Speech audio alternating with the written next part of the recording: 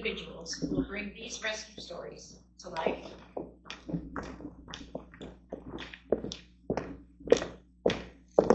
Today's performers are performing are the students Isaac Urbick, Kaylee Ferguson, Chris Kawana, Jeremy Rogers, Aubrey Musfeld, and Nora L.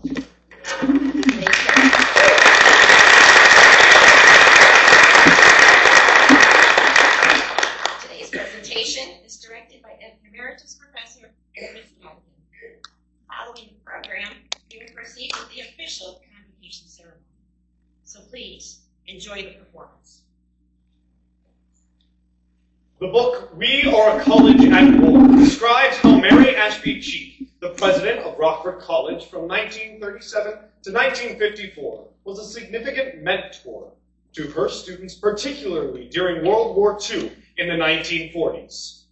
Our Cheek Theater here in Clark Arts Center is, of course, named for her. President Cheek spoke to students with great knowledge and passion about how they could be leaders, explaining directly and indirectly what they could do to assist the war effort. Cheek spoke about how the war called for unity, sacrifice, determination, energy, and loyalty. She knew that women from Rockford College could make a profound contribution to America and in the world in World War II. Today's presentation is about how President Cheek and the students of Rockford College reached out to rescue refugees and others fleeing from the horrors of war. I'm Mary Ashby Cheek, but I was known around the Rockford campus as Mac. When I was growing up in Kentucky, my parents taught me the importance of two things: education and caring for others, especially those in need, with respect and support. While my father was a treasurer and trustee of Center College, as it faced financial hardships, he contributed to its stability by giving the college some of our own money. Growing up, education, sacrifice, and determination were the cornerstones of my family's values. My interest in history and international affairs led me in my 20s to study in Europe. In Geneva, Switzerland, I pursued doctoral studies at the League of Nations, which was founded after World War I and was committed to international unity. Later, in the 1920s, I taught history and was also the Dean of Students at Mount Holyoke College in Massachusetts, whose president, Mary Woolley, became a good friend and mentor. President Woolley was well known for her international work on behalf of others. She was known for education and empowering women and caring for the disenfranchised. I felt guided by her and Jane Addams. These two women both were named in a 1930s publication as the most important women living in America. In the 1940s, Rockford College already had a long history of believing in the value of women's leadership and the importance of women's contributions to their community. When I came to the presidency of college in 1937, I continued to follow the influence of Jane Addams and Woolley with their philosophy of realistic idealism.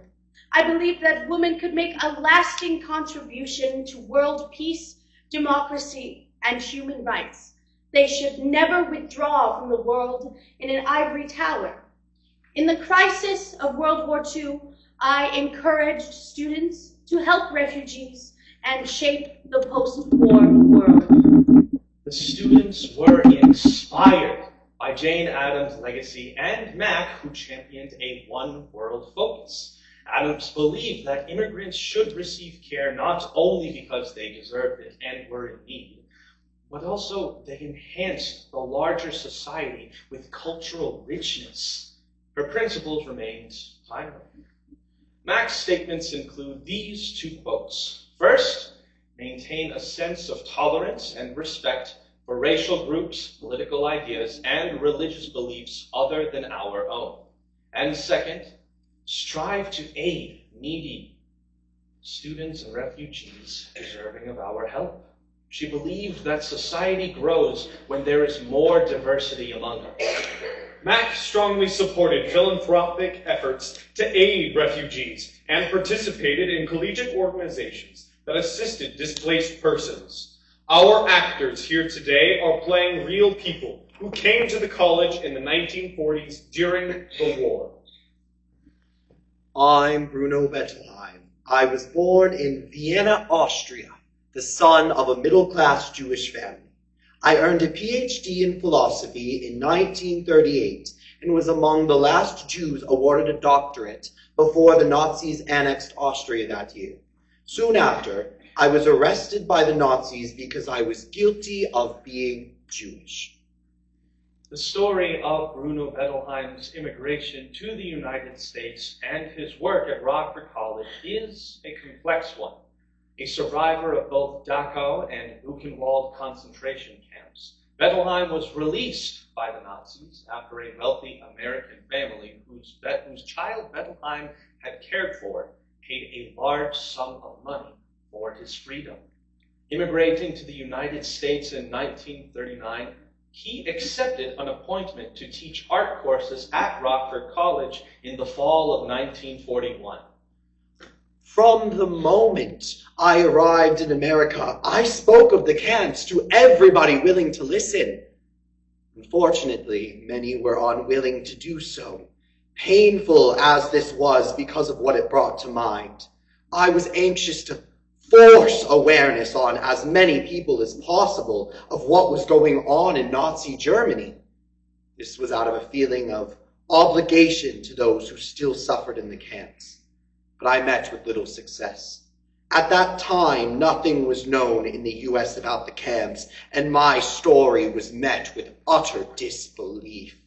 Before the U.S. was drawn into the war, people did not wish to believe that Germans could do such horrendous things.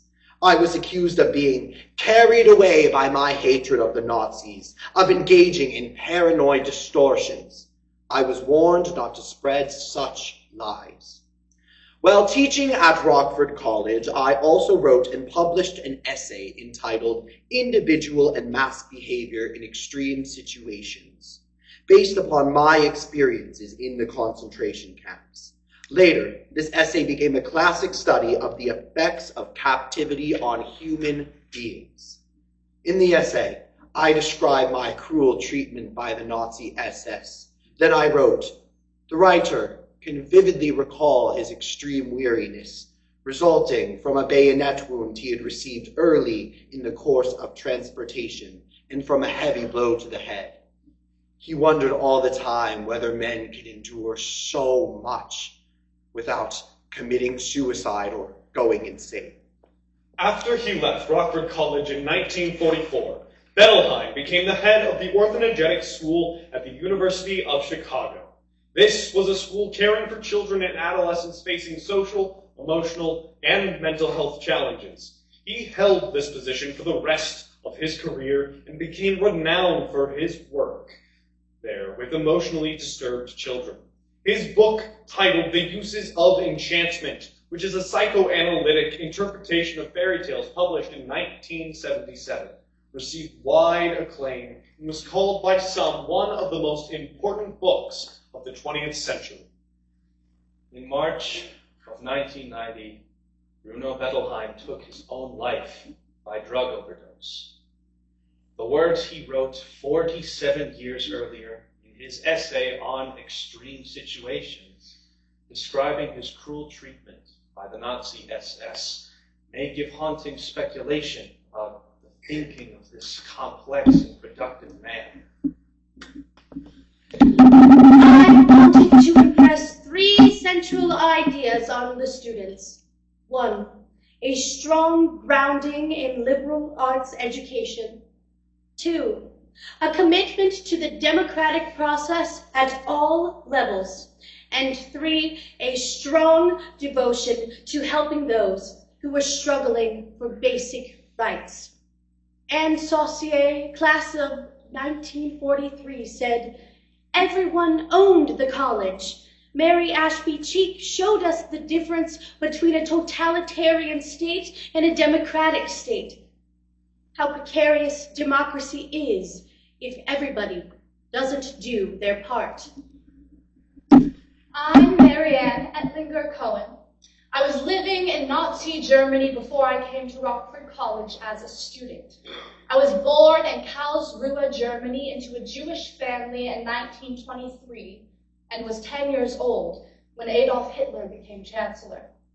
In 1936, my family and I fled from Germany, losing our home, possessions, and the family business. Eventually, my mother, my sister, and I were finally allowed to enter the United States in 1940. In 1941, President Cheek offered a full scholarship to Marianne Ettlinger because she was a Jewish refugee. She was immediately liked by students and professors, known to be intelligent, understanding, and mature. Students were very curious about her life in Germany, particularly about how children were educated, the way Nazis swayed the loyalty of German citizens, and the treatment of Jews.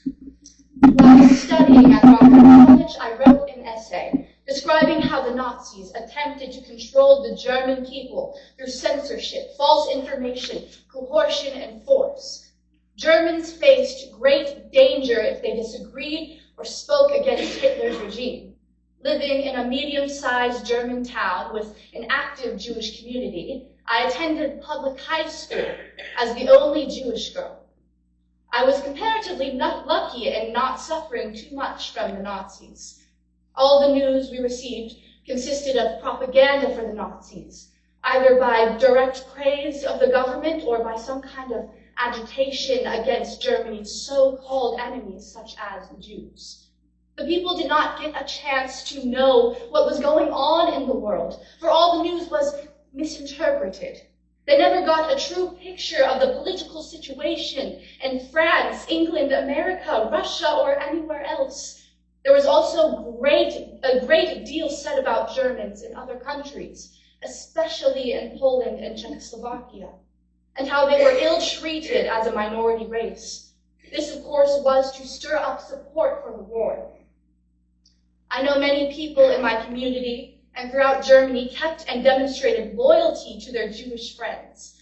Brave Christians and liberal-minded men fought against the injustices of the Nazis and also suffered persecution in concentration camps. Surely, when Ettlinger wrote her essay, she was thinking of fellow Rockford students and their intentions when she asked them to consider those who were loyal to their Jewish friends. With her words, she encouraged them not only to think about her story, but also to consider how they could help their Jewish friends still facing persecutions and death in Europe. Marianne Ettlinger Cohen majored in French at Rockford College and graduated in 1945. She later married and worked as a social worker in New York City. A liberal arts education provided the breadth of knowledge our students needed to attain their goals. It was clear students understood this when Betty Bruce Keegan, in class of 1943, said of Rockford College's academic atmosphere, "Women's minds were respected. We had something worth teaching." I told students that democracy would allow us to welcome different points of view and cultural diversity.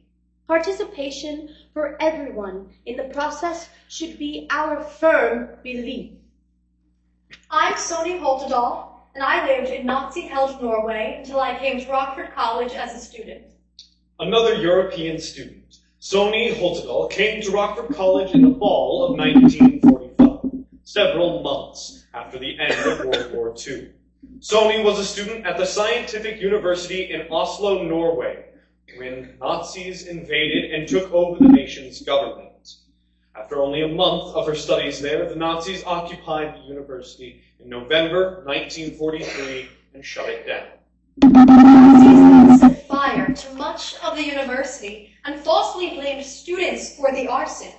The Nazis feared that if university students were allowed to continue their studies, they would readily join the underground Norwegian patriots.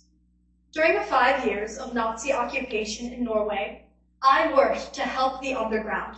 Almost everyone in Norway did that too. To help an active member of the Norwegian underground who was living in our family home, I stood guard over a cache of weapons hidden by the patriots in the neighborhood. We had to be very careful in the Nazis' hostile environment. On the trams, signs were placed which said that if we didn't sit next to a German, we would be arrested. It was forbidden to attend Nazi movies or theaters operated by Nazis or to buy German books. The Nazi suspicion of anything red in color was more evidence of their precarious hold of my people. Nazis stopped groups of citizens on the street and took anything red in their clothing because they thought it indicated a leaning towards the Russians.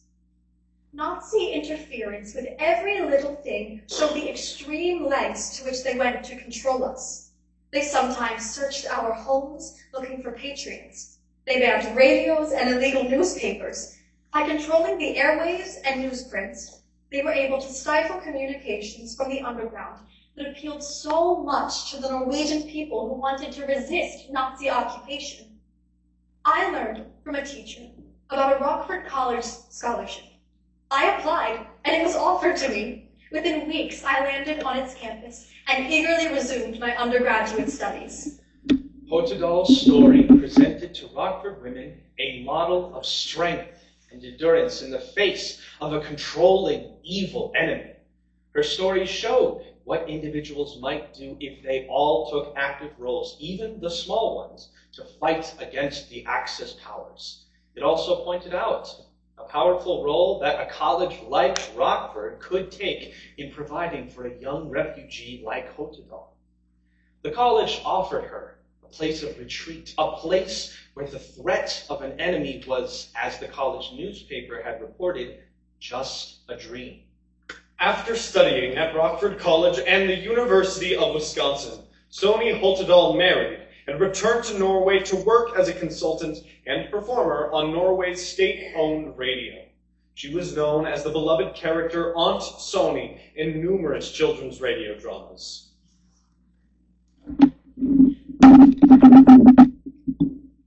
I'm Teru Nakata. I'm Teru's sister, Hisa Nakata. As Japanese people, we were suffering in an American concentration camp in Idaho during World War II. Then we were welcomed as students at Rockford College. Sisters Teru and Hisa Nakata were among a group of 6 Japanese Americans freed from detention in U.S. government-authorized internment camps spread throughout the western states to study at Rockford College. Interviewed for the college newspaper not long after they arrived on campus in October of 1942, the sisters described the difficult conditions experienced by Japanese Americans interned and denied their rights as American citizens. Living conditions at the assembly centers where Japanese Americans were gathered in the concentration camps, or relocation camps as they were called at the time, where Japanese Americans lived for the duration of the war in 6 months after it was over, were substandard. Internees were exposed to harsh environments, poor sanitation, bad food, and overcrowding. The Puyallup Assembly Center in Washington State, where the Nakata family was sent, was known for its oozing mud throughout the camp, while the Minidoka relocation camp in Idaho, where they were subsequently held, was plagued with strong summer dust storms. The Japanese surprise attack on Pearl Harbor in early December 1941 generated a great deal of fear among the American public, and some government officials believed that the West Coast was vulnerable to Japanese attack and infiltration. At the time, almost 90% of mainland Japanese Americans lived in California, Seattle, and Washington and Oregon. Such a concentrated population created national security concerns following the Pearl Harbor attack, which pushed President Roosevelt to act. His Executive Order 9066 paved the way for imprisonment of all Japanese Americans who lived near the coast in camps with barbed wire boundaries and armed sentries. They were held as non-criminal, unprotected prisoners. Both of us were born and raised in Seattle. I was at home having breakfast on the morning of December 7th, 1941, when the news bulletin came over the radio, announcing that Pearl Harbor had been bombed by the Japanese. Our family was in utter shock and disbelief as we sat in the kitchen listening to the broadcast. I was then a student at the University of Washington, having finished my freshman year. My sister, my two brothers, and I were all United States citizens by birth. My mother, however, was an alien. American laws of the time did not allow her to become a citizen. I was shocked first by West Coast curfews and travel restrictions for all Japanese, including Japanese American citizens. And then, when our whole family was sent off to the camp in Idaho. Eventually, the two of us were cleared by the Army, Navy, and the FBI to attend Rockford College. A Quaker program in Washington state helped free the Nakata sisters from their concentration camp in Idaho to attend Rockford College in 1942. Mac played a key role in bringing us to the college. It was her work for us that rekindled much hope and confidence in me, especially after I had lost all incentive to continue with my education when we were evacuated from our home. The train ride to Rockford was a nightmare. My sister and I boarded the train in Twin Falls, Idaho, and we were to transfer in Chicago and head for Rockford. Suddenly, at 4 a.m., the train conductor approached and informed us that we had to get off at the next stop in Dixon, Illinois, and take a bus to Rockford. As the train came to a screeching halt, the conductor threw our suitcases out the door and onto the train platform. It was a chilly, foggy morning, and as we got off the train, the conductor pointed us to a dimly lit bus depot in the far distance. It was scary and frightening to be wandering the streets at the wee hours of the morning, but we managed to drag our suitcases to the one-room bus station where we waited for the bus to arrive. What a great relief it was to finally arrive at Rockford College, and what a warm welcome we had. It was wonderful to be there at last. Everyone greeted us and accepted us with warmth and care. But it was still difficult for us. We felt the lost connection, moving from our family and hometown Seattle. We were not allowed to visit our family while at school, and of course our parents could not visit us. We adjusted as much as we could. I studied home economics, sociology, art, and English drama. I took courses in art, music, shorthand, and home economics. And we both loved living here where it snowed for the first time in our lives. During the war, hundreds of thousands of soldiers passed through Camp Grant on the south side of Rockford. Students at the college often worked there as hostesses at dances and serving coffee to give many newly recruited soldiers some friendly company. Of course, the students only did that if they were old enough and had permission. Almost 100,000 medical corpsmen were trained there. Among the millions of young men serving in the war were several units of men born in the U.S. to Japanese parents and who volunteered to serve in the U.S. military.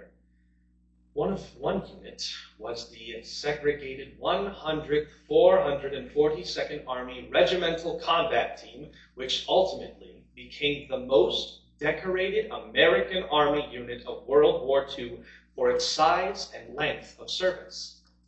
There was little or no interracial dating, but I did date a few Japanese American soldiers who were stationed at Camp Grant.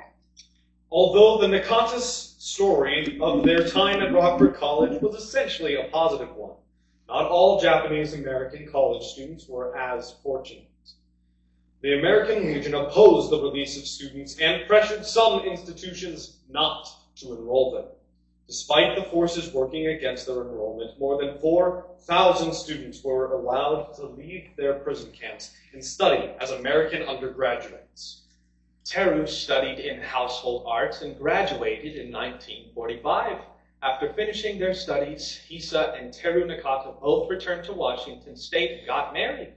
Later, Teru had 2 children and became an occupational therapist in Seattle, Washington. we do not know any more about this. I genuinely cared for all the students and wanted them to have goals and reach them. In turn, I hoped that they would extend acceptance to those in need. An unfortunate community event highlighted such a need.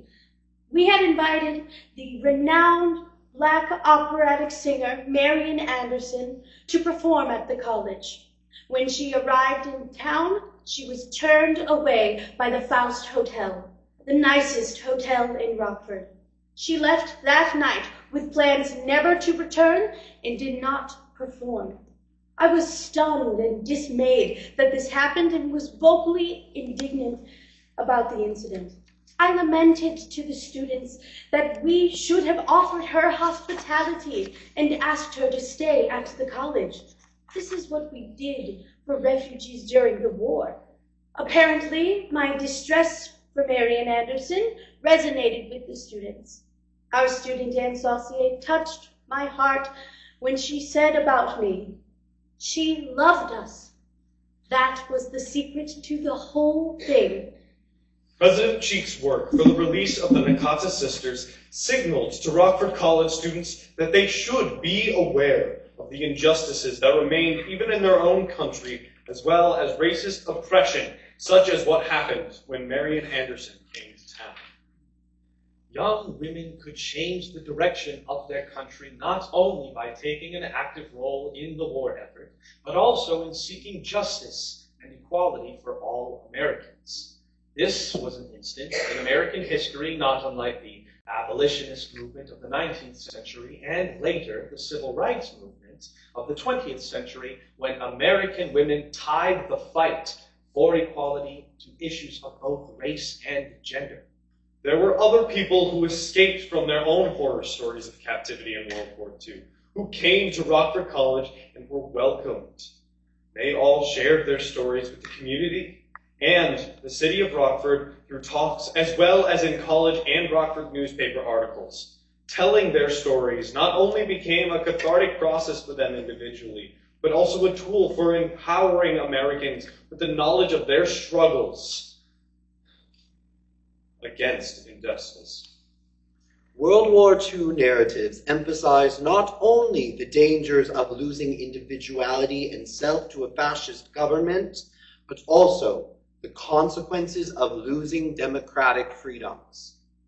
Rockford College students who read and heard of these captivity experiences also became part of the narratives themselves because of the role the college played, providing aid and refuge. Offering protection was one way they could fight the war, and these narratives were important for showing women that their abilities as caretakers were both valued and necessary.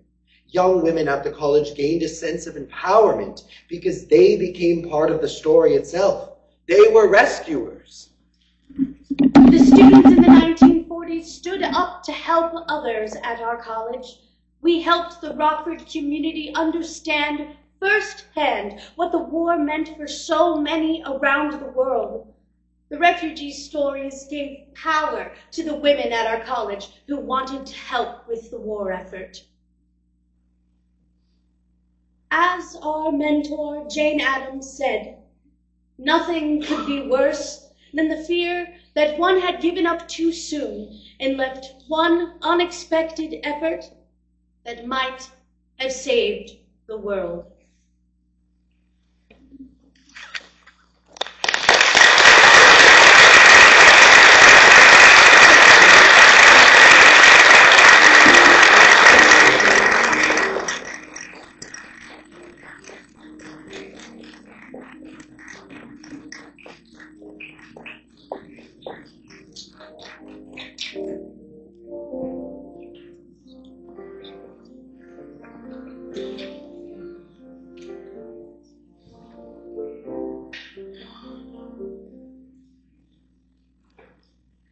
Good afternoon. As we continue, let us pray. God of many names, we gather this day in celebration of the 178th anniversary of being chartered by the Illinois legislature in 1847. This day we gather in gratitude for the women and men who, through dedication and sacrifice, have brought us to this moment in time. We gather together with grateful hearts for colleagues who support and encourage us to grow. We gather together in gratitude for our students, past and present, who continually open the eyes of the community to the limitless possibilities our future holds for each of us. In this time of unsettledness, in a current world where change is occurring at lightning speed, we ask you, Divine One, to keep us mindful of our history and of our call. Grant us the courage of our ancestors to stand up for justice, to be the voice for the powerless who cannot speak for themselves. In those moments of fear, remind us that courage is not the absence of fear, but rather the realization that something else is more important than that fear. Give us the strength and endurance to hold tight to our moral compass, for when we live with integrity, we invite others to do the same. Help us model the acceptance of all your people, for each brings a special gift into this life. May our eyes be open to see and value those gifts. And finally, Creator, we ask your help as we work to find peace amid chaos. May we realize that while peace begins within, it grows when we join with others. We thank you for this day, the gifts that have been given, and the future that is ours to write. Be with us this day and all of our days to come. Amen.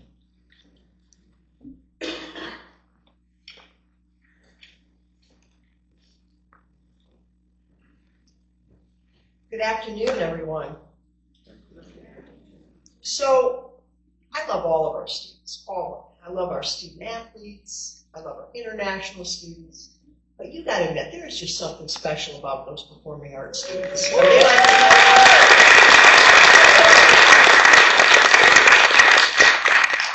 And what an absolutely poignant and timely reading. So, appreciate it very much. As we observe our 178th anniversary today, we proudly continue to fulfill our mission as an institution grounded in liberal arts learning that provides our graduates with the foundation to thrive in a diverse and growing global society. As president of Rockford University, it is my pleasure to welcome you to the 2025 Charter Day Convocation, marking the 178th anniversary of the founding of Rockford University. We gather each year at this time to celebrate the anniversary of the receipt of the original document from the state of Illinois, recognizing Rockford Female Seminary as a degree-granting private institution of higher learning.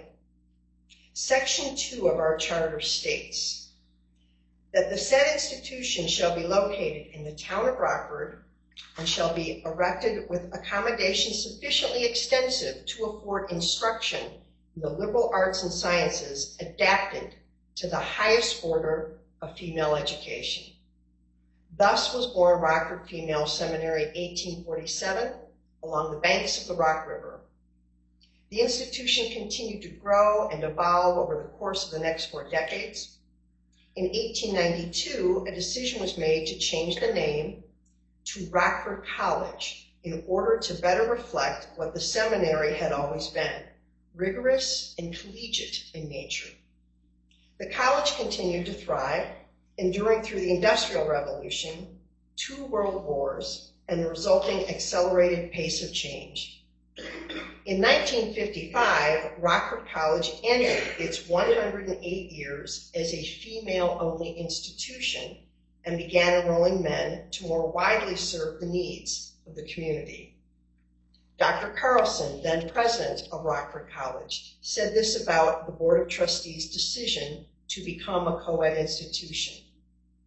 They have made a decision which will be of growing significance for the college, the city of Rockford, and the larger constituency of state and nation. On July 1st, 2013, another decision of growing significance was made as Rockford College became Rockford University. As we observe our 178th anniversary today, we proudly continue to fulfill our mission as an institution grounded in liberal arts learning that provides our graduates with the foundation to thrive in a diverse and global society. It is now my privilege to welcome our provost, Dr. Elizabeth Davies, who is going to share a few words with us.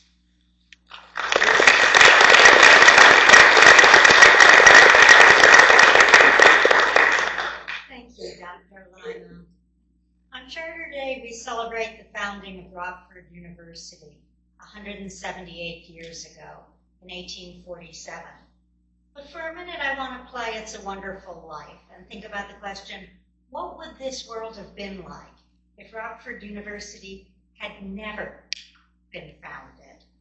Just like the angel Clarence in the movie It's a Wonderful Life gives George Bailey a great gift, a chance to see what the world would be like without you. Let's take a look and see what the world would be like had Rockford University not existed. Not only would all the refugees we just heard about not have been given an education and saved, but many other things would have resulted. So to start with, Rockford today, the community, would be a much poorer place, literally poorer. Rockford University contributes approximately $43 million annually, $43 million, to the regional economy through expenditures of visitors to the university and attendees at sports events, student spending, and the university's supply purchases and employee wages. And those expenditures, that $43 million, then have a multiplier effect as employees spend these dollars locally and those dollars enter the economy.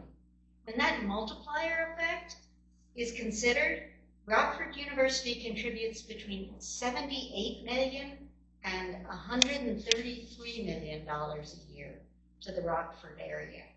That's a big chunk of change. That's a lot of prosperity for the Rockford region.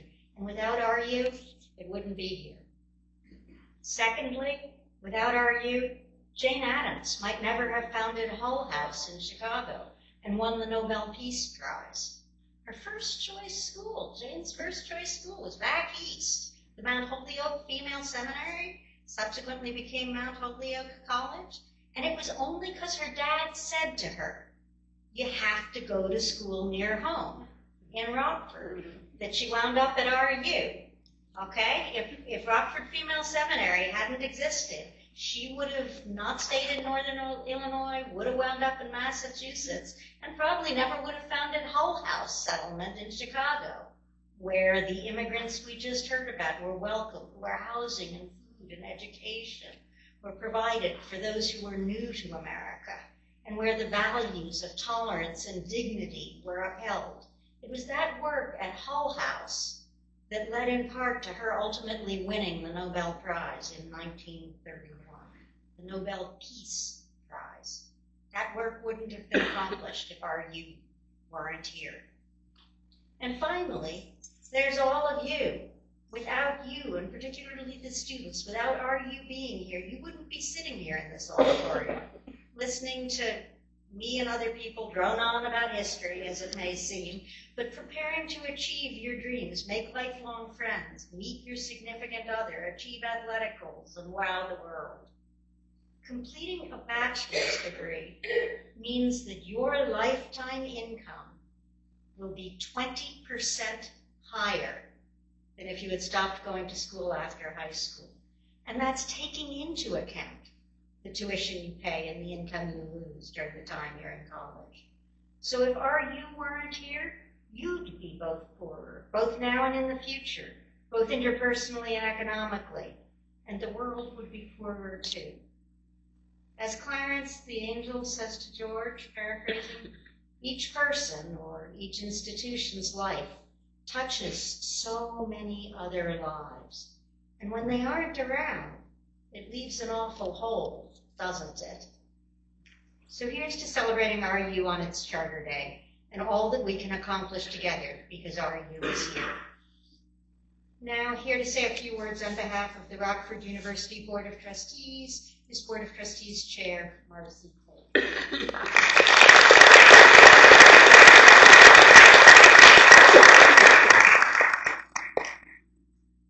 Thank you, Dr. Davies. Hello again. I'd like to begin by thanking the other board members who are here today, there's a total of 6 of us here. That's just wonderful. On behalf of the entire board, we wish Rockford University a very happy and prosperous 178th birthday. We consider it a privilege to serve as board members, and we take our responsibility to support and advance the lasting legacy of this institution very seriously. Today's program highlighted a remarkable period in our university's history, and I hope you enjoyed the performance and that some of you are now inspired to read We Are a College at War. I'd like to share a few more thoughts about the book. I made the time to read We Are a College at War because of my book club, which challenges me to read outside of my preferred genre, which I'll admit is romance.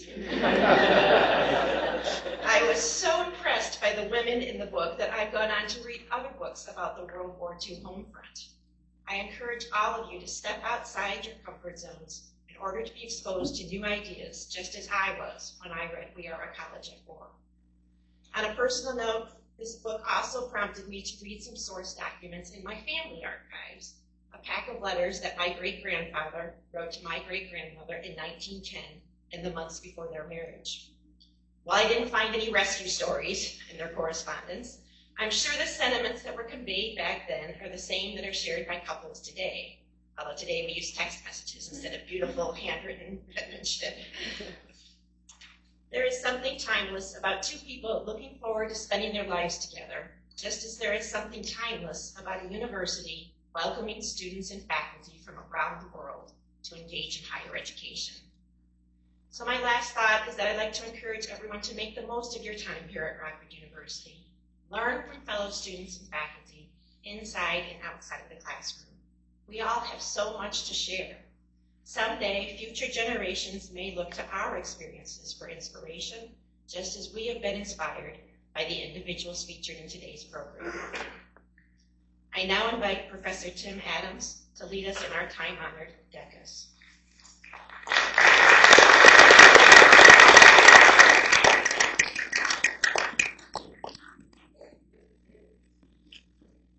Please stand with me.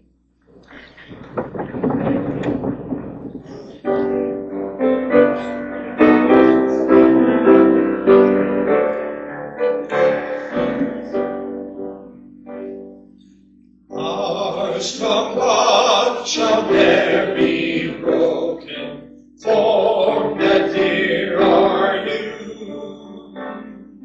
Take we now a pledge unspoken, to thee will be true.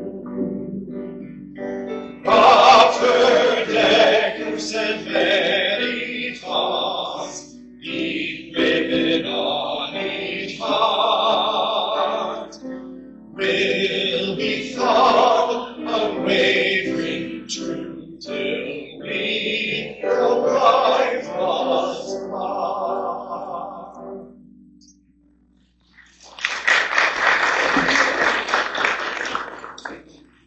Folks, thank you so much. This concludes our Charter Day celebration. Kindly stand for the recessional and remain standing until the platform party and faculty have left. Thank you so much, everyone.